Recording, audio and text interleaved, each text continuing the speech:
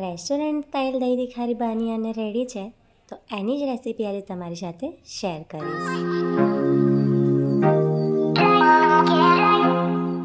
લસણની ચટણી કરવાની છે આપણે, પણ મિક્સરમાં નહીં, આ રીતનો ખલ લેવાનો છે અને એમાં લસણ નાખી અને એને આપણે ચટણી બનાવી લેવાની છે.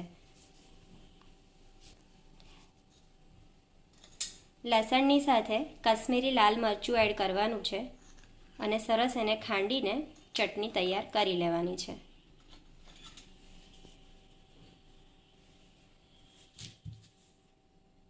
ચટણી વટાઈ અને રેડી છે, એક બાઉલમાં કાઢી લેવાની છે. એક બાઉલ લીધું છે.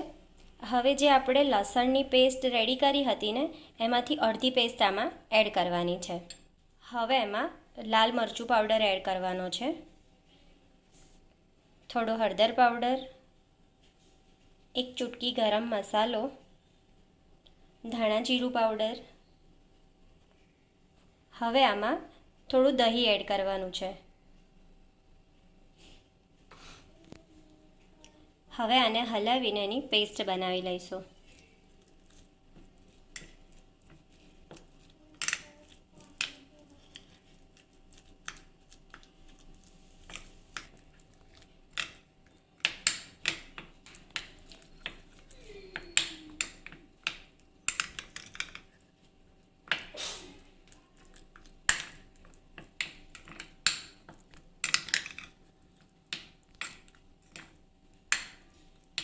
એક કઢાઈ લીધું છે, એમાં તેલ એડ કર્યું છે.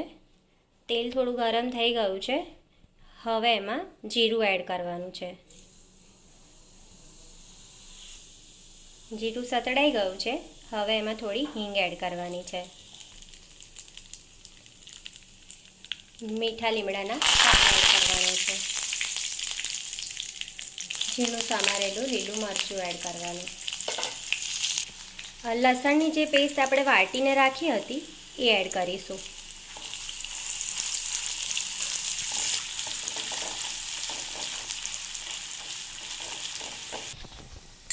હવે એમાં જે આપણે બીજી લિક્વિડવાળી પેસ્ટ કરી રાખી હતી, બધા મસાલા એડ કરીને એ એડ કરવાની છે.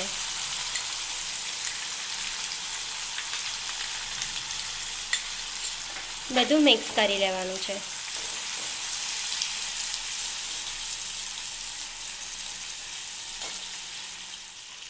આમાં મીઠું એડ કરવાનું છે.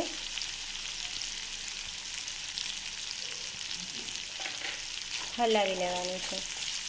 હવે ગેસની ફ્લેમ બંધ કરી દેવાની છે,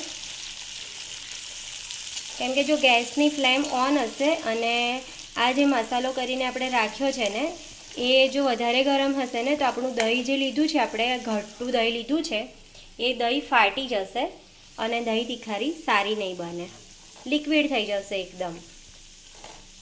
એટલે થોડું આને બંધ કર્યા પછી જ દહીંને એડ કરવાનું છે. તો હવે દહીં એડ કરીશું. હવે એને હળવા હાથે આપણે ફેરવવાનું છે, જેથી કરીને દહીં એકદમ લિક્વિડ જેવું ના થઈ જાય.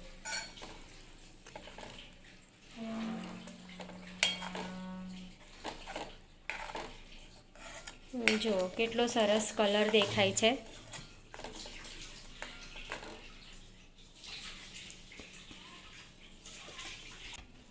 તો દહીં તીખારી બની અને રેડી છે. હવે ઉપર કોથમીરના પાન એડ કરવાના છે.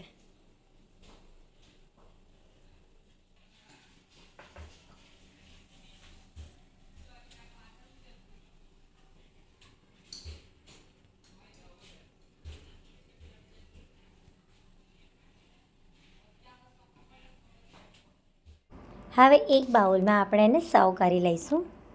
તો એક બાઉલ લીધો છે, એમાં હવે દહીં તીખારી એડ કરીશું.